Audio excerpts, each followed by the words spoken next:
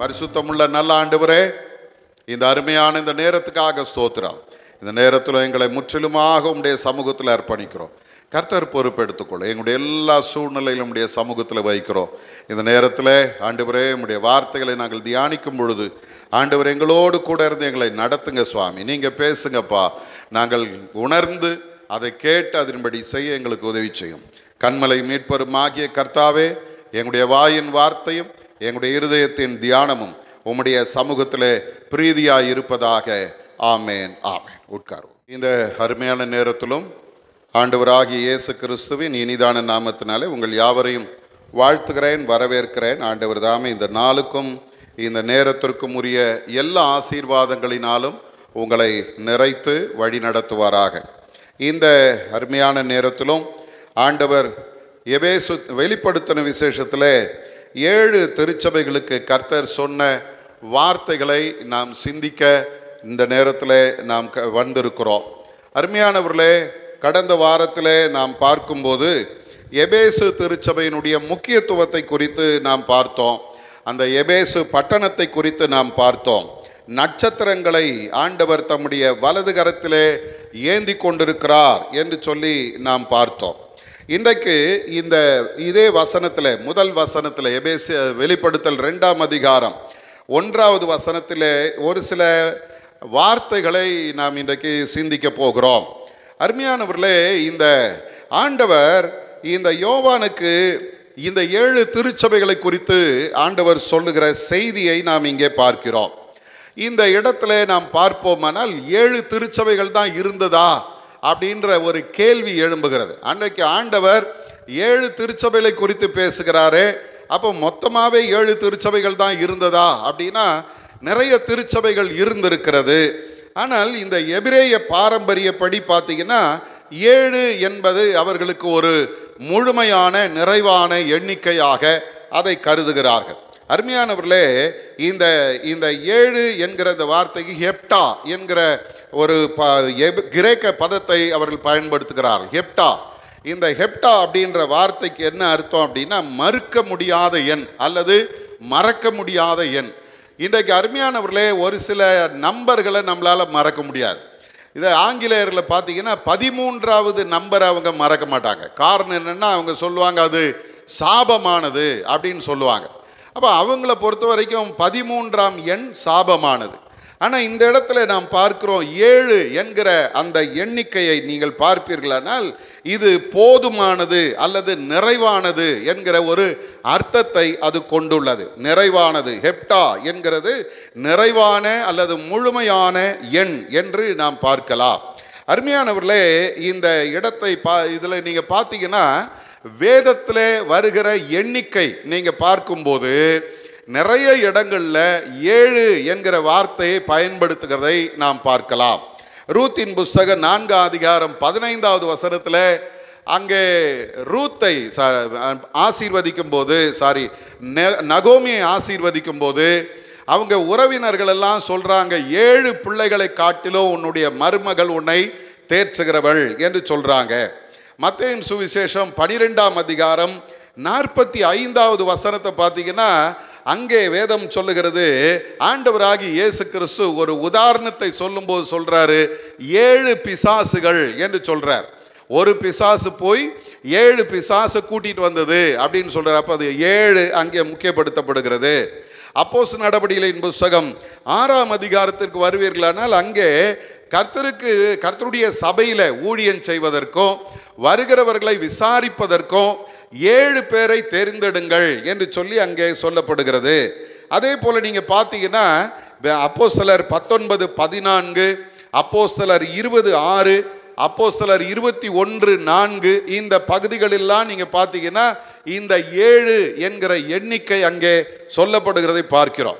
இதை விட பெரிய விஷயம் என்ன அப்படின்னா வெளிப்படுத்தின விசேஷத்தில் 7 என்கிற அந்த எண்ணை 31 முறை பயன்படுத்துகிறார்கள். 31 முறை வெளிப்படுத்தின விசேஷத்தில் மட்டும் சொல்லப்படுகிறது. ஆகவே இந்த 7 என்கிற எண்ணிக்கை ஒரு நிறைவான எண்ணிக்கையாக இருக்கிறது.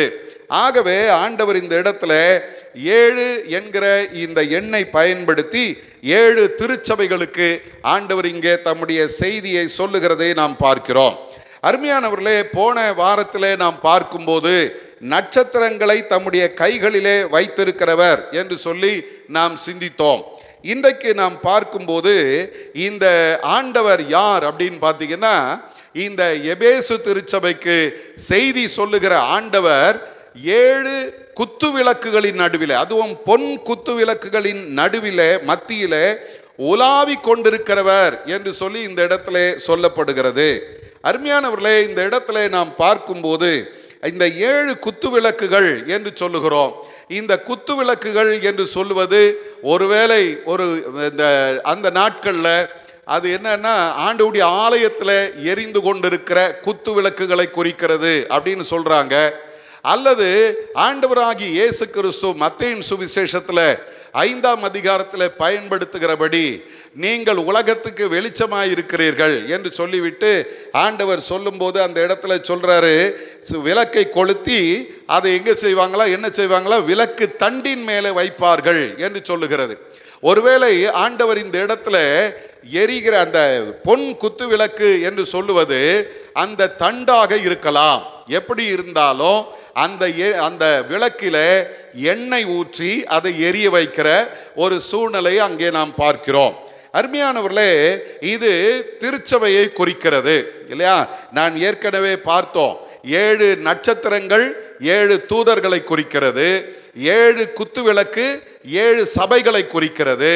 ஆகவே ஆண்டவர் இந்த சபைகளுக்கு ஒரு பெரிய ஒரு பொறுப்பை வைத்திருக்கிறார். அது என்ன பொறுப்பு அப்படின்னு பார்த்தீங்கன்னா, மத்தேயின் சுவிசேஷம் 5ஆம் அதிகாரத்துக்கு வரும்பொழுது அங்கே ஆண்டவர் தம்முடைய சீஷர்களுக்கு சொல்லி தருகிற ஒரு அருமையான காரியம்.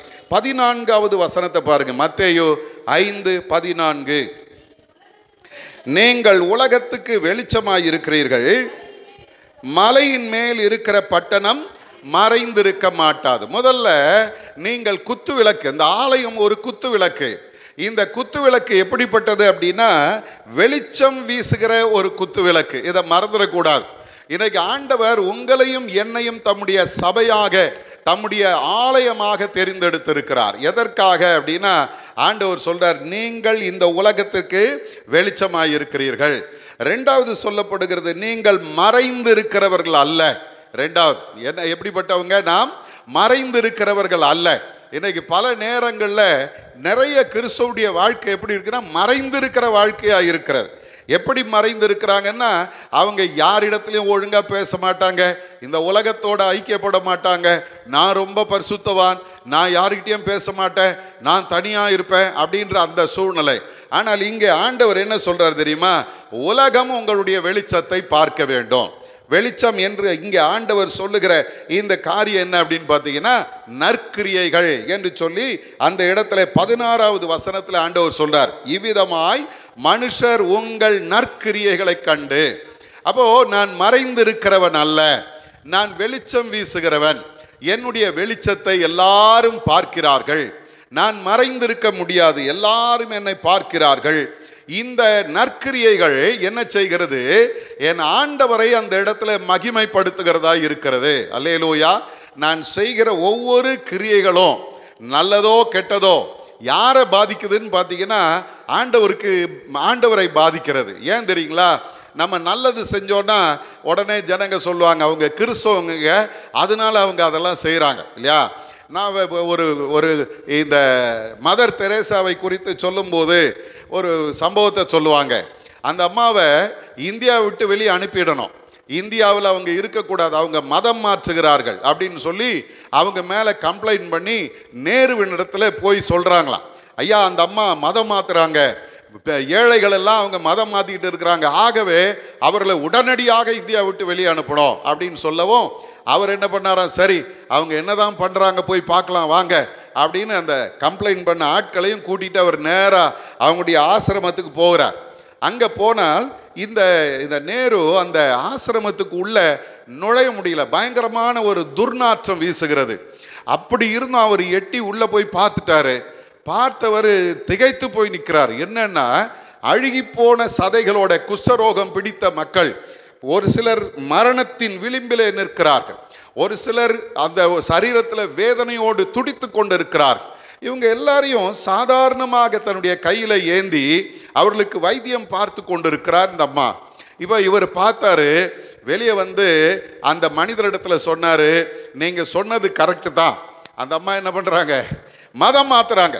ஆனால் அவங்க செய்கிற அந்த செயலை நீங்கள் செஞ்சிட்டிங்கன்னா இன்னைக்கே அவங்கள இந்தியா விட்டு நான் வெளியே அனுப்பிடுறேன். இவங்களுக்கு ஒன்றும் புரியல, அப்படி என்னதான் பண்ணுறாங்க பார்க்கலான்னு உள்ளே எட்டி பார்த்தா இவங்களுக்கு கொமட்டிட்டு வாந்தி வருது. ஆனால் உள்ள ஒருத்தர் அதை ரொம்ப விரும்பி அந்த பணியை செய்து கொண்டு இருக்கிறார். அப்போ அவர் சொன்னாராம், இந்த வேலையை இவங்க தான் செய்வாங்க. அல்லேலூயா. எந்த வேலையை? இந்த மாதிரி சமூக சேவையை அர்ப்பணிப்போடு செய்யக்கூடியவர்கள் கிறிஸ்தவங்க தான். உங்களால் செய்ய முடியாது, உங்களால் முடிஞ்சா நீங்கள் செய்யுங்க, நான் இவர்களை வெளியே அனுப்பிடுறேன்னார். அதை தான் இன்றைக்கு வேதம் நம்மை பார்த்து சொல்லுகிறது. நீ மறைந்திருக்கிற பட்டணம் அல்ல, உன் கிரியைகளை பார்த்து கர்த்தரை மகிமைப்படுத்தும்படிக்கு அவர்களிடத்திலே உன் வெளிச்சம் பிரகாசிக்க வேண்டும் என்று ஆண்டவர் நம்மை பார்த்து அழைக்கிறார். சபைக்கு ஒரு அறைகூவல் ஆண்டவர் இந்த எபேசு திருச்சபையின் மூலமாக சொல்லுகிறார். என்ன சொல்றார் தெரியுமா? நீ வெளிச்சம் வீச வேண்டியவன், நீ வெளிச்சம் வீச வேண்டியவள். உன்னுடைய வெளிச்சம் மறைந்திருக்கிற வெளிச்சம் அல்ல, அது எல்லாரிடத்திலும் பிரகாசிக்கிற வெளிச்சம். அதை பார்க்கிறவர்கள் கர்த்தரை மகிமைப்படுத்துவார். இன்றைக்கு நம்முடைய வாழ்க்கை கொஞ்சம் யோசிச்சு பார்ப்போம். நான் எப்படி இருக்கிறேன், என்னுடைய கிரியைகள் எப்படி இருக்கிறது? என்னை பார்க்கிறவர்கள் ஆண்டவரை மகிமைப்படுத்துகிறார்களா, என்னை பார்க்கிறவர்கள் கர்த்தரை தூஷிக்கிறார்களா? எனக்கு நிறைய நேரங்களில் நம்ம இப்போல்லாம் அவ்வளோ பேர்கள் வர்றதில்லை. முதல்லாம் பார்த்தீங்கன்னா ரவுடி அப்படின்னா உடனே அவருக்கு பேர் மைக்கேல் அப்படின்னு இருக்கும், டேவிட்னு இருக்கும், இல்லை இந்த பேருங்க தான் இருக்கும். அப்போல்லாம் இந்த பேப்பரை திறந்தீங்கன்னா குற்றவாளிகள் அப்படின்னு பார்த்தீங்கன்னா அதில் 4 பேர் இருந்தால் அதில் ஒருத்தராவது கிறிஸ்துவர் இருப்பார். அப்படிப்பட்ட ஒரு சூழ்நிலை இருந்த காலம். அப்போ என்ன சொல்லுவாங்க தெரியுமா? கிறிஸ்தவங்கள்லாம் அயோக்கியனுங்க அப்படின்னு சொன்ன ஒரு காலம். அருமையானவர்களே, இதே இந்திய தேசத்தில் கிறிஸ்தவர்களுக்கு ஒரு மரியாதை இருந்துச்சு. ஒரு ஊழியக்காரர் இப்படி சொன்னார், கேரளாவிலலாம் அந்த போதகர்களுக்கு அவ்வளோ ஒரு மரியாதை கொடுப்பாங்களாம். அதில் பார்த்தீங்கன்னா யாரோ ஒருத்தர் மரத்தில் இருந்து தவறி விழுந்துட்டாரு, இறந்து போயிட்டாரு. இந்த ஃபாதர் என்ன பண்ணலாம், நேராக கொண்டு போய் அவரை அடக்கம் பண்ணலாம். ஒருவேளை கம்ப்ளைண்ட் வருது, அந்த போலீஸ் வந்து அங்கே விசாரிக்கும் போது இந்த ஃபாதர் சொல்வார், இல்லை அவர் மரத்திலிருந்து விழுந்து இறந்துட்டாரு, எனக்கு தெரியும், நான் அடக்கம் பண்ணேன் அப்படின்னு சொன்னால் அவங்க என்ன சொல்லுவாங்களாம், உடனே ஃபைலை க்ளோஸ் பண்ணிடுவான். என்ன சொல்லி க்ளோஸ் பண்ணுவானா தெரியுமா? ஃபாதர் சொல்லிட்டாரு, அதனால் இந்த மனிதன் உண்மையிலேயே மரத்திலிருந்து விழுந்து இறந்து போனான் அப்படின்னு எழுதி முடிச்சிருவாங்க. ஆனால் இப்போ என்ன நடக்குது தெரியுமா? உண்மையிலேயே மரத்திலிருந்து விழுந்தாலும் ஃபாதர் சொன்னால் எக்ஸ்ட்ரா கேர் எடுத்து எக்ஸ்ட்ரா இன்வெஸ்டிகேஷன் பண்ணுறான். உண்மையிலேயே ஒரு மரத்தில் இருந்தால் விழுந்தாரா, இல்லை ஃபாதருக்குன்னா ஏதாவது பண்ணிட்டாரா அப்படின்னு. ஏன்னா இன்னைக்கு இருக்கிற இந்த சமுதாயம், கிறிஸ்தவ சமுதாயம், கர்த்தரை மகிமைப்படுத்துவதற்கு பதிலாக சுயத்தை சார்ந்து, பணத்தை சார்ந்து, புகழை சார்ந்து இன்றைக்கு ஓடிக்கொண்டிருக்கிறது. இதுக்கு நடுவில் தான் ஆண்டவர் இந்த நாளில் உங்களுக்கு எனக்கும் சொல்றாரு, மகனே மகளே, நீ இந்த உலகத்திற்கு வெளிச்சமாய் இருக்கிறாய், விளக்கு தண்டாய் இருக்கிறாய், உன்னிடத்திலே உன்னை சுற்றிலும் நான் உலாவி கொண்டிருக்கிறேன் அப்படின்னு ஆண்டவர் வாக்கு பண்றார். அல்லேலூயா. எனக்கு அருமையான தேவஜனமே, இந்த இடத்துல நாம் பார்க்கிறோம், இந்த விளக்கு, இந்த விளக்கு எப்படிப்பட்டது? விலையேற பெற்றது. அதை எப்படி சொல்றாரு தெரியுமா? பொன் குத்து விளக்குகளின் நடுவிலே. அப்போ அதுக்கு ஒரு விலை இருக்கிறது. திருச்சபை என்பது விலை கொடுத்து வாங்கப்பட்ட ஒரு ஆலயம். அல்லேலூயா. விலை கொடுத்து வாங்கப்பட்ட. எப்படி விலை கொடுத்து வாங்கினாரா? இயேசு தம்முடைய திரு ரத்தத்தை சிந்தி நம்மை மீட்டெடுத்திருக்கிறார். ஒரு அல்லேலூயா சொல்லுங்க. எபேசியர்ல அப்போஸ்தலனாகிய பவுல் சொல்றான், அவர் தம்முடைய சபைக்காக தன்னையே ஒப்பு கொடுத்தார். கல்வாரி சிலுவையில் தம்முடைய சொந்த ரத்தத்தை, ஒரு சொட்டு கூட மீதி இல்லாம எல்லா ரத்தத்தையும் சிந்தி பெரிய ஒரு விலை கிரயம் கொடுத்து நம்மை மீட்டெடுத்திருக்கிறார். அல்லேலூயா. அப்ப இன்னைக்கு நீங்களும் நானும் ஆண்டவருக்கு நன்றி உள்ளவர்களாக இருக்கணும். அதே போல இந்த இடத்துல நாம் பார்க்கும்போது இந்த சபை என்கிற இந்த வார்த்தையை நீங்க பார்த்தீங்கன்னா, அல்லது இந்த ஆலயம் என்கிற அந்த வார்த்தை, சபை என்கிற வார்த்தைக்கு கிரேக்க பதம் என்ன சொல்லுது அப்படின்னா, எக்லேசியா அப்படின்ற ஒரு வார்த்தையை பயன்படுத்த. எக்லேசியா என்கிற அந்த வார்த்தைக்கு அழைக்கப்பட்டவர்களின் கூட்டம் என்று பேர். என்ன பேரு? அழைக்கப்பட்டவர்களின் கூட்டம். இது சபையாக மட்டுமல்ல, சமுதாயமாகவும் இதை கருதுகிறார்கள். வேதத்தில் நாம் பார்க்கும்போது இந்த இந்த இந்த சபை என்கிற இந்த வார்த்தைக்கு 4 அர்த்தங்கள் இங்கே சொல்லப்படுகிறது. 4 விதமான ஒரு கூட்டத்தை இங்கே வேதம் நமக்கு சொல்லுகிறது. அதில் முதல் கூட்டம் எப்படிப்பட்ட கூட்டம் அப்படின்னு பார்த்தீங்கன்னா, வெளியே கூட்டப்பட்ட ஒரு கூட்டத்தை சொல்லுகிறது. வெளியே கூட்டப்பட்ட கூட்டம். இவர்கள் ஆராதனை செய்யும்படி, கர்த்தரை புகழும்படி தங்களுடைய வீட்டை விட்டு வெளியே வந்து மொத்தமாய் கூடி நிற்கிற ஒரு கூட்டத்தை இங்கே சொல்லுகிறது. வாசி பார்த்தீங்கன்னா, எபிரேயரின் புத்தகம் 2ஆம் அதிகாரம் 12வது வசனத்தில் இந்த வார்த்தையை நாம் பார்க்கலாம். எபிரேயர் 2:12. உம்முடைய நாமத்தை சகோதரருக்கு அறிவித்து சபை நடுவில் உம்மை துதித்து பாடுவேன் என்று சொல்லு. சபை நடுவே உம்மை துதித்து பாடுவேன் அப்படின்னா ஒரு கூட்டம் இருக்குது. அந்த கூட்டத்தில் கர்த்தரை மகிமைப்படுத்துவதற்காக இந்த இடத்துல ஒருவர் நிற்கிறார். அப்போ இந்த இடத்துல நாம் பார்க்கிறோம், இது என்ன சபை அப்படின்னு பார்த்தீங்கன்னா, இந்த சபை எப்படிப்பட்டது? ஆராதனை செய்ய வெளியே கூடின ஒரு கூட்டத்தை குறிக்கிறது. 2வது நீங்கள் பார்த்தீங்கன்னா, இந்த கூட்டம் எப்படிப்பட்டது அப்படின்னு பார்க்கும்போது, இது மக்கள் வெளியே கிறிஸ்தவ மக்களின் கூடுகை என்று சொல்லுகிறார். கிறிஸ்தவ மக்களின் கூடுகை. ஆனால் இந்த கிறிஸ்தவ மக்கள் என்று சொல்லப்படுகிறவர்கள் எல்லாரும் ஆண்டவருக்கு பிரியமானவர்களாய் இருக்கிறார்களா என்று சொல்லி நாம் சொல்ல முடியாது. வாசி பாருங்க, அப்போஸ்தலர் நடபடிகளின் புத்தகம் 8ஆம் அதிகாரம் 1வது வசனம். அப்போஸ்தலர் 8:1. அவனை கொலை செய்கிறதற்கு சவுலும் சம்மதித்திருந்தான். அக்காலத்திலே எருசலேமில் உள்ள சபைக்கு மிகுந்த துன்பம் உண்டாயிற்று. அப்போ இந்த இடத்துல சொல்லுகிறது சபை என்று இங்கே சொல்லப்படுகிறது.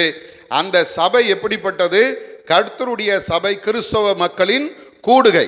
ஆனால் இந்த இடத்துல நாம் பார்க்கும்போது 1 கொரிந்தியரின் புத்தகம் 16ஆம் அதிகாரம் 19வது வசனத்தில் நாம் பார்க்கும்போது இந்த சபையை குறித்து இந்த வார்த்தை பயன்படுத்தப்படுகிறது. வாசிங்க, 1 கொரிந்தியர் 16:19. சபையார் உங்களை வாழ்த்துகிறார்கள். ஆசியா நாட்டில் உள்ள சபையார் உங்களை வாழ்த்துகிறார்கள்.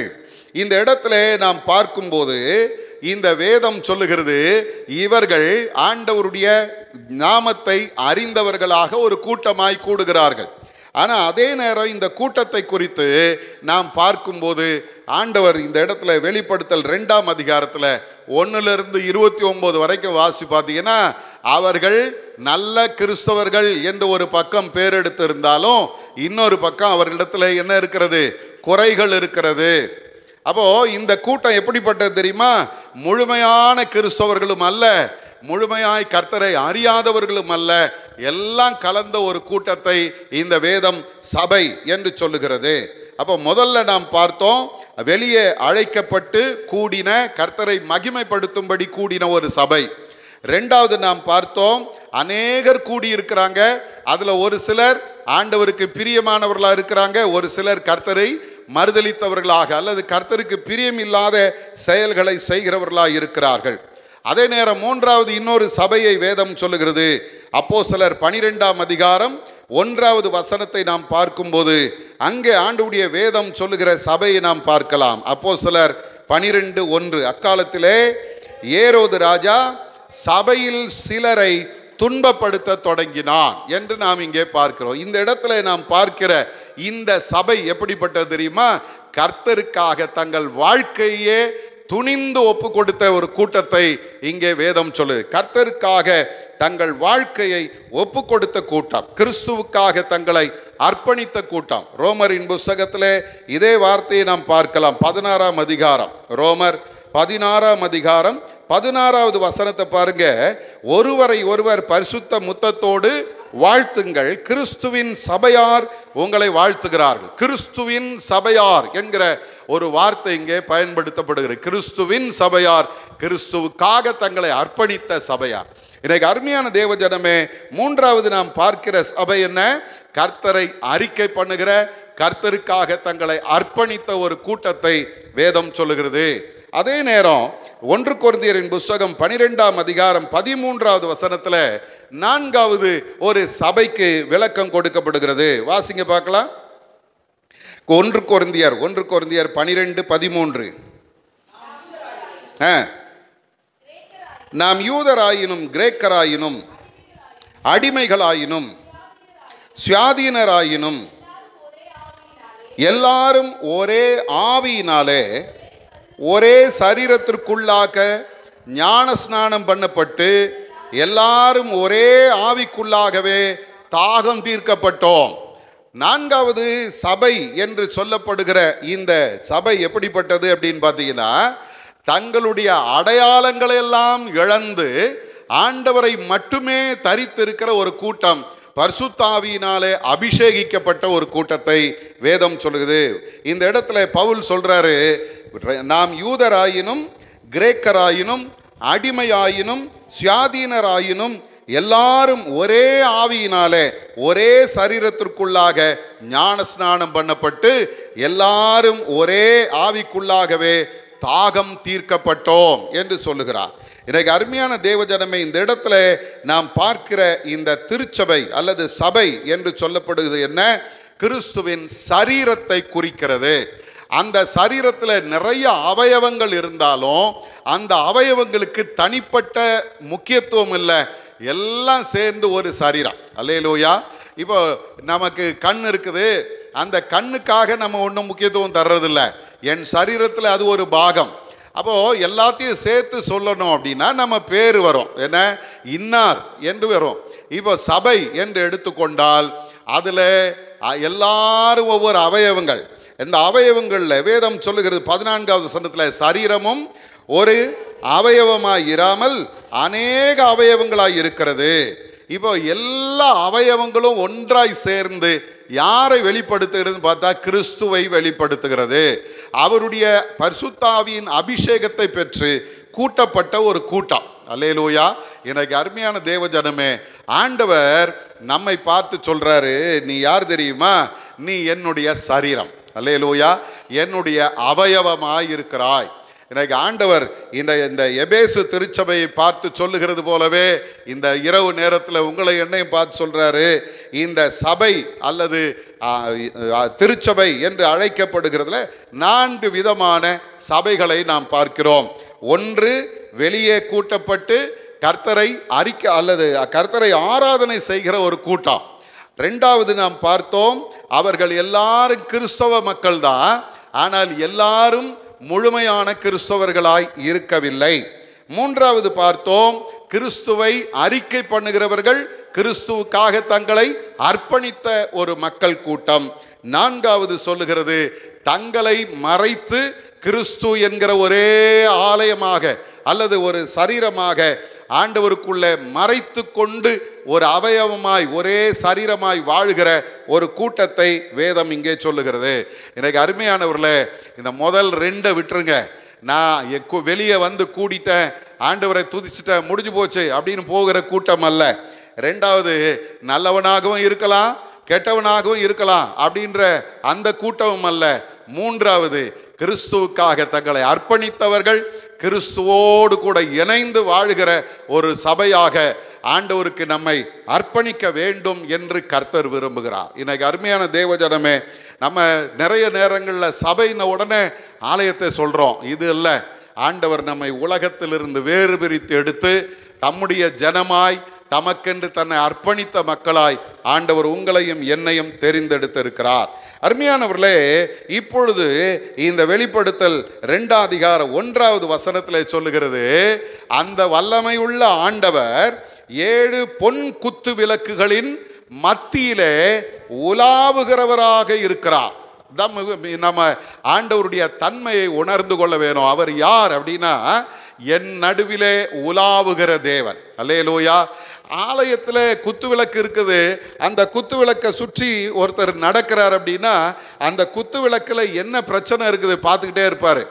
அந்த குத்து விளக்கில் எண்ணெய் குறைகிறதா பார்ப்பார். அது குறையும் பொழுது உடனே அதில் எண்ணெய் ஊற்றுவார். அதில் திரி மங்கும் போது அந்த திரியை தூண்டி விட்டு இன்னும் எரிய வைப்பார் இல்லையா? ஒரு வேத அறிஞர் இப்படி சொல்றாரு, அதே போலத்தான் ஆண்டவராகிய இயேசு கிறிஸ்து நம் நடுவிலே உலாவி கொண்டிருக்கிறார். அவர் நம்மை பார்த்து கொண்டே இருக்கிறார். நம்மிடத்தில் இருக்கிற குறைவு என்ன, நம்மிடத்தில் இருக்கிற நிறைவு என்ன, எல்லாம் அவருக்கு தெரியும். ஒருவேளை நம்ம நினைக்கலாம் என்னுடைய பிரச்சனை யாருக்குமே தெரியாதுன்னு. ஆனால் ஆண்டவர் சொல்றாரு, உன்னை நான் அறிந்திருக்கிறேன். சங்கீதக்காரன் சொல்றான், என் கருவை உம்முடைய கண்கள் கண்டது, என் எலும்புகளில் ஒன்றாகிலும் உருவேற்படும் முன்னமே என் கருவை உம்முடைய கண்கள் கண்டது. நான் பாதாளத்தில் படுத்தாலும் அங்கே நீர் இருக்கிறீர், நான் ஆகாயத்தில் பறந்தாலும் அங்கேயும் இருக்கிறீர், நான் உம்முடைய கண்களுக்கு மறைவாக எங்கே போக முடியும் ஆண்டவரேன்னு சொல்றான். எனக்கு ஆண்டவருடைய சமூகத்தில் வந்திருக்கிறோம். என்னை ஆராய்ந்து அறிகிற ஒரு ஆண்டவர் என்னை சுற்றிலும் உலாவி கொண்டிருக்கிறார். அவருடைய சபையாய் நான் இருக்கும்போது அதில் இன்னும் கொஞ்சம் கரிசனை ஆண்டவர் தர்றாரு. இது இன்னும் எரிய வேணும், இன்னும் பிரகாசிக்க வேணும், இன்னும் இந்த உலகத்தில் என்னை மகிமைப்படுத்த வேண்டும். ஆகவே தான் நம்ம இந்த எபேசியரின் வெளிப்படுத்தல் 2ஆம் அதிகாரத்தில் பார்க்கும்போது ஆண்டவர் சபைகளுக்கு முக்கியமான காரியங்களை கற்றுத்தருவதற்காக இந்த இடத்துல ஆண்டவர் அவர்களிடத்தில் பேசுகிறார். அருமையானவர்களே, ஆண்டவருடைய சபை அதனுடைய முக்கியத்துவத்தை நாம் பார்க்கும்போது ஒருத்தர் இப்படி சொல்றாரு, இது எப்படிப்பட்டது அப்படின்னா, கிரேக்க ரோம பாரம்பரியத்தின்படி இந்த சபை என்பது என்ன அப்படின்னு பார்த்தீங்கன்னா, அவங்க ஒரு சில காரியங்களை இப்போ நம்ம ஊர் ஸ்டைலில் சொன்னோன்னா கிராம சபை அப்படின்வாங்க. என்ன அது கிராம சபை அப்படின்னா, நமக்கு இருக்கிற பிரச்சனைகளை கொண்டு போய் சொல்கிறது, நமக்கு இருக்கிற எல்லா காரியங்களையும் அங்கே பகிர்ந்து கொள்வோம். அரசாங்க திட்டங்களை அவங்க சொல்லுவாங்க, அதை நம்ம கேட்டு அதிலிருந்து சில காரியங்களை நமக்கு பிரயோஜனமாக எடுத்துக்கொள்வது. அதே போல தான் ரோம அரசாங்கம் என்ன செய்யுமா, அநேக மக்களை ஒவ்வொரு சமுதாயத்திலிருந்து அழைத்து கொண்டு வந்து அவங்கள ஒரு திறந்த வெளியில் உட்கார வைத்து தங்களுடைய திட்டங்களை அவர்களுக்கு சொல்லி அவர்கள் அதை பகிர்ந்து கொள்வார்களாம், அதை குறித்து பேசுவார்களாம். வீட்டிலிருந்து வெளியே அழைத்து கொண்டு வரப்பட்ட ஒரு கூட்டம். இவர்கள் என்ன செய்வாங்களாம், இவங்க என்ன பண்ணுறாங்க அப்படின்னா, கற்றுக்கொள்ளுகிறவர்கள், ரெண்டாவது கற்றுக்கொண்டதை பேசுகிறவர்கள். இதையே ஆண்டவருடைய வேதம் சொல்லுகிறது. நம்ம ஆலயத்துக்கு வருகிறோம் அல்லது சபைக்கு வருகிறோம் அப்படின்னா முதல்ல ஆண்டவரை குறித்து நாம் கற்றுக்கொள்ளும்படியாக ஆலயத்திற்கு வருகிறோம். இதை மறந்துடக்கூடாது. எதுக்காக வர்றோம் ஆலயத்துக்கு? ஆண்டவரை குறித்து கற்றுக்கொள்வதற்காக. இந்த நோக்கம் நிறைவேறி இருக்குதா? நிறைவேறி இருக்குதா? நான் ஆலயத்துக்கு வர்றது ஆண்டவரை குறித்து கற்றுக்கொள்வதற்காகத்தான் வருகிறேனா அப்படின்னு ஒரு கேள்வியை கேட்டோன்னா பாதி நேரங்களில் அது இல்லை. ஆண்டவரை குறித்து சொல்லித்தர்றவங்க அங்கேருந்து பேசுவாங்க, நமக்கு காதில் ஏற மாட்டேங்குது. ஊர் கதை பேசுகிறோம், ஊர் வம்பு பேசுகிறோம், ஆலயத்தில் வந்து உட்காந்துக்கிட்டு பக்கத்தில் இருக்கிறவட்ட பேசிகிட்டு இருக்கிறோம். அந்த நேரம் தான் பிள்ளைங்கக்கிட்ட விளையாடுற நேரமாக இருக்குது பெற்றோர்களுக்கு. வீட்டில் இருக்கும்போது விளையாட மாட்டாங்க, இங்கே வந்தால் தான் அதை தூக்கிட்டு கொஞ்சறதும் முத்தம் கொடுக்குறதும் அதுக்கிட்ட விளையாடுறதும் அதுக்கு சாக்லேட் கொடுக்குறதும் அதுக்கு தின்பண்டங்களை கொடுத்து அதை சந்தோஷப்படுத்துறதும் அங்கே தான் நடக்குது. என்னையா பிரசங்கம் பண்ணார்? நல்லா தான் பேசினாருயா, என்னதான் பாயிண்ட்டு அவர் சொன்னார் பாருங்க. ஒரு கதை அருமையாக இருந்துச்சுங்க. எல்லாரும் அப்படியே அமைதியாக கேட்டுன்னு இருந்தாங்க. சரி, நீ என்னதான் கேட்ட, எங்கே கேட்ட? பிள்ளைங்க இருக்குது, அவங்க இருந்தாங்க, இவங்க இருந்தாங்க, இப்படி போயிடுது. ஆனால் வேதம் சொல்லுகிற ஒரு சபை எப்படிப்பட்டது அப்படின்னா, கர்த்தரை அறிந்து கொள்ளுகிறதுக்கான ஒரு இடம். அல்லேலூயா. ரெண்டாவது, கர்த்தரை அறிக்கை பண்ணுகிறதுக்கான ஒரு இடம். எனக்கு நீங்களும் நானும் சபைக்குள்ளே வந்து உட்காரும் போது கர்த்தரை குறித்து நான் அறிந்து கொள்ள வேண்டும் என்கிற ஒரு எண்ணத்தோடு நம்ம உள்ளே வந்து உட்காரணும். ஆண்டவருடைய பாதத்தில் அமர வேண்டும். மரியாள் என்ன செய்தாங்களா? ஆண்டவர் பாதத்தில் அமர்ந்து அவர் பேசுகிறதை கேட்டுக்கொண்டே இருக்கிறார். இது ஒரு கூட்டம். இன்னொரு கூட்டம் என்ன தெரியுமா? இயேசுவை வீட்டுக்குள்ளே அழைத்து உட்கார வச்சுட்டு, நீ உட்காந்து எதையாவது பேசிட்டு இருந்தா இவ இருக்கிறா பேசு அப்படின்னு சொல்லிட்டு இந்த அம்மா மார்த்தாள் என்ன பண்ணுறாங்க? நிறைய வேலை செய்கிறாங்க. பற்பல வேலைகளை செய்கிறதுனாலே வருத்தம் அடைந்தால் என்று வேதம் சொல்லுகிறது. அப்போ இன்னைக்கு கேட்கிறவர்களாகவும் இருக்கணும், கேட்டதை மற்றவர்களோடு பகிர்ந்து கொள்கிறவர்களாகவும் மாற்றுகிற ஒரு இடம்தான் கர்த்தருடைய ஆலயம். அல்லேலூயா. அப்போ ஆண்டவர் உங்களை என்னை இந்த ஆலயத்தில் வைத்திருக்கிறார். ஒவ்வொரு நாளும் ஆண்டவருடைய மகிமையை, ஆண்டவருடைய வல்லமை, ஆண்டவருடைய நன்மைகளை நாம் அறிந்து கொள்கிற இடமாக இது இருக்கிறது. அதே போல இந்த இடத்துல கர்த்தருடைய நாமத்தை மகிமைப்படுத்தி மற்றவர்களுக்கு ஆண்டவரை குறித்து சொல்லித் தருகிற இடமாகவும் இது இருக்கிறது. ஆகவே ஆண்டவருடைய வேதம் நம்மை பார்த்து சொல்லுகிறது, அந்த உன்னதமான ஆண்டவர் எபேசு திருச்சபையின் மேலே கரிசனை வைத்து அவர்களிடத்தில் பேசுகிற அந்த தேவன் யார் அப்படின்னா, சபையின் நடுவிலே உலாவுகிறவர். அந்த சபையை கர்த்தர் தமக்கென்று தெரிந்தெடுத்திருக்கிறார். தம்மை அறிந்து கொள்ளவும் தம்மை அறிக்கை பண்ணவும் ஆண்டவர் தெரிந்தெடுத்திருக்கிறார். அவர்களை கர்த்தர் வெளிச்சமாக வைத்திருக்கிறார். அவர்கள் வெளிச்சம் வீசுகிறவர்கள், அவர்கள் மறைந்திருக்கிறவர்கள் அல்ல. எல்லாரும் பார்த்து கர்த்தரை மகிமைப்படுத்தும்படி நற்கிரியைகளை செய்கிற சபையாக சபை இருக்கிறது. ஆகவே இந்த நாளில் ஆண்டவருடைய சமூகத்தில் நம்மை அர்ப்பணிப்போம். ஆண்டவரே, நீர் விரும்புகிற சபையாக என்னை மாற்றும். வேறு பிரிக்கப்பட்ட மக்களாக நாங்கள் இருக்கட்டும். உம்முடைய மகிமையை நாங்கள் அறிந்தவர்களாகவும் அதை அறிக்கை பண்ணுகிறவர்களாகவும் இருக்கட்டும். உமக்காக எங்களை அர்ப்பணித்த கூட்டமாக, சபையாக நாங்கள் மாறட்டும். உம்முடைய சரீரத்தில் நானும் ஒரு அங்கமாய் இருக்கும்படி என்னை நீர் எடுத்து பயன்படுத்தும் என்று ஆண்டவருடைய சமூகத்தில் அர்ப்பணிப்போம். கர்த்தர் நம்மை தம்முடைய சபையாக, தம்மை மகிமைப்படுத்துகிற ஆலயமாக ஆண்டவர் எடுத்து பயன்படுத்துவாராக. தலைகளை தாழ்த்தி ஆண்டவருடைய சமூகத்தில் ஒரு விசை கர்த்தரை நோக்கி பார்ப்போம். அன்பின் பரலோக பிதாவே, இந்த அருமையான நேரத்துக்காக ஸ்தோத்திரம். தகப்பனே, 7 குத்து விளக்குகளின் நடுவில், பொன் குத்து விளக்குகளின் நடுவில் நீர் உலாவுகிற தேவனாய் இருக்கிறீரப்பா. ஆண்டவரே, நிறைவான ஒரு எண்ணிக்கை கொண்ட சபையாக 7 சபைகளை குறித்து நீர் பேசுகிறீர். உமக்கு நன்றி சொல்லுகிறோம். ஆண்டவரே, இந்த குத்து விளக்காக நாங்கள் இருக்கிறோம், அதை மறந்துடக்கூடாதப்பா. சபை அது ஒவ்வொரு நாளும் உயர்ந்த இடத்துல வைக்கப்பட்டதாக, இயேசுவினுடைய மகிமையை வெளிப்படுத்துகிறதாக, அவருடைய நாமத்தை மகிமைப்படுத்துகிறதாக இருக்கிற அந்த விளக்கு தண்டாக நாங்கள் மாறட்டும். ஆண்டவரை அறிந்தவர்களாகவும் அறிக்கை பண்ணுகிறவர்களாக எங்களை மாற்றுவீராக. நாங்கள் வேறு பிரிக்கப்பட்டவர்கள் என்பதை உணர்ந்து வாழ கிருபை செய்யும். நாங்கள் கிறிஸ்துவை அறிக்கை பண்ணுகிறவர்களும் கிறிஸ்துவுக்காக எங்களை அர்ப்பணித்தவர்களுமாக எங்களை மாற்று. ஆண்டவரே, எங்களுடைய வாழ்க்கை உம்முடைய சரீரத்தில் ஒரு அங்கமாக இருக்கட்டும். பரிசுத்த ஆவியினாலே அபிஷேகம் பண்ணப்பட்டவர்களாய் நாங்கள் இருக்கட்டும். உமக்காக வேறு பிரிக்கப்பட்டவர்களாய் வாழ கிருபை செய்யும் சுவாமி. ஆண்டவரே, எங்களுடைய நடக்கிறவர், எங்களோடு உலாவுகிறவர், எங்களை அறிந்திருக்கிறவர், ஒவ்வொரு நாளும் எங்களை பார்த்து எங்களை விசாரித்து எங்களிடத்தில் இருக்கிற குறைவுகளை மாற்றி எங்களை இன்னும் உமக்காக எழும்பி பிரகாசிக்க கிருபை செய்யும் சுவாமி. ஆண்டவரே, வரும் நாட்களில் இந்த எபேசு திருச்சபை குறித்து, மற்ற திருச்சபைகள் குறித்து நாங்கள் வாசிக்கும் பொழுது, தியானிக்கும் பொழுது, நீர் எங்களுக்கு சொல்லித்தர விரும்புகிற காரியத்தை நாங்கள் கற்றுக்கொள்ள எங்களுக்கு உதவி செய்யும். இயேசுவின் மூலம் ஜெபிக்கிறோம் எங்கள் நல்ல பிதாவே. ஆமேன்.